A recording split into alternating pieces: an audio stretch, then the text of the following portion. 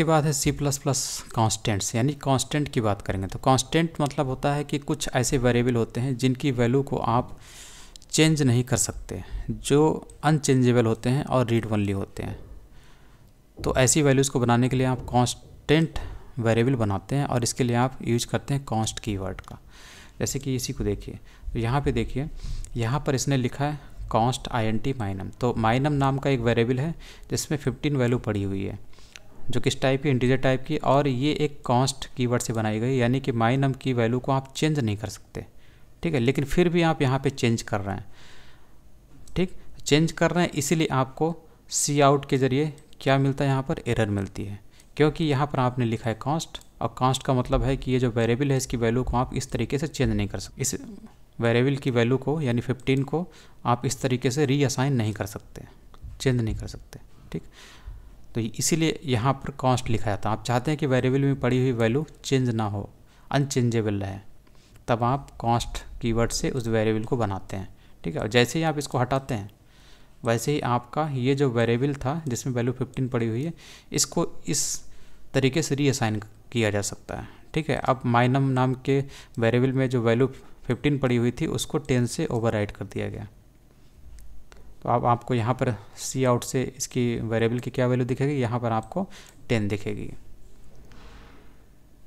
ठीक है। तो 10 दिखी, इसका मतलब है हम लोग कांस्ट कीवर्ड्स के ज़रिए इसके रीअसाइनमेंट को यानी ओवरराइटिंग को रोक सकते हैं। कांस्ट कीवर्ड से वेरिएबल की वैल्यू नहीं बदलती है, ठीक, इस तरीके से आप नहीं बदल सकते। तो यही काम था कांस्ट कीवर्ड का। अब यहाँ पर दिया हुआ ये चीज़ें, तो यहाँ पे जितनी वैल्यू हैं वो आपको दिख ही रही होंगी। ये वैल्यू जो आपको मिल गई और ये मिल गई, और ये जो इन लाइन इसको इंसर्ट किया गया उसी के अंदर। तो इस तरीके से आप न्यू लाइन में ये चीज़ जनरेट होती है, क्योंकि सी आउट से जो होता है ये नई लाइन नहीं बनती है। अगर आप इसको यहाँ से हटा देते तो इससे प्रॉब्लम क्रिएट ये होती है कि ये जो चीज़ है, ये जो वैल्यू है, इसकी वैल्यू ये वाली, इसके बाद ही आपको पाई की वैल्यू यानी ये वाली दिखाई देगा, तो जुड़ा हुआ टाइप का दिखाई देगा और आपको देखने में दिक्कत होगी। इसलिए वहाँ पर न्यू लाइन एस्केप का इस्तेमाल किया गया था। अब देखिए यहाँ से दोनों ऐड हैं, ये प्रॉब्लम होती है इसमें, इसीलिए आपको न्यू लाइन इस्तेमाल करना पड़ता है इसमें, या एस्केप सीक्वेंस इस्तेमाल करना पड़ता है, जो कि आपके कर्सर को नेक्स्ट लाइन पे जंप कर देता है, ठीक है। तो पहली बार इससे जो आएगा यानी 60 आया, उसके बाद यहाँ पर आपने जो इस्तेमाल किया था उससे कर्सर जो है नेक्स्ट लाइन पे जंप कर गया और उसके बाद इसकी वैल्यू को इसने प्रिंट कर दिया, ये वाली, इसलिए वो नेक्स्ट लाइन पे दिखाई देती है। इस तरीके से आप एस्केप सीक्वेंस या फिर \n या न्यू लाइन का इस्तेमाल कर सकते हैं कर्सर को नेक्स्ट लाइन पे जंप करने के लिए। और उसके बाद नोट ऑन कांस्टेंट,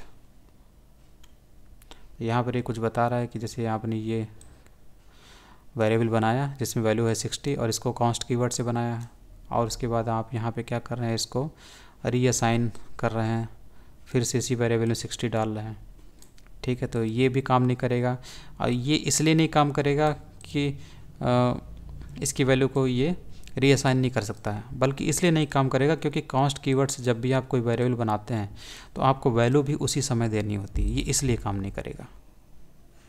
इसलिए देखिए अनइनिशियलाइज्ड एरर है।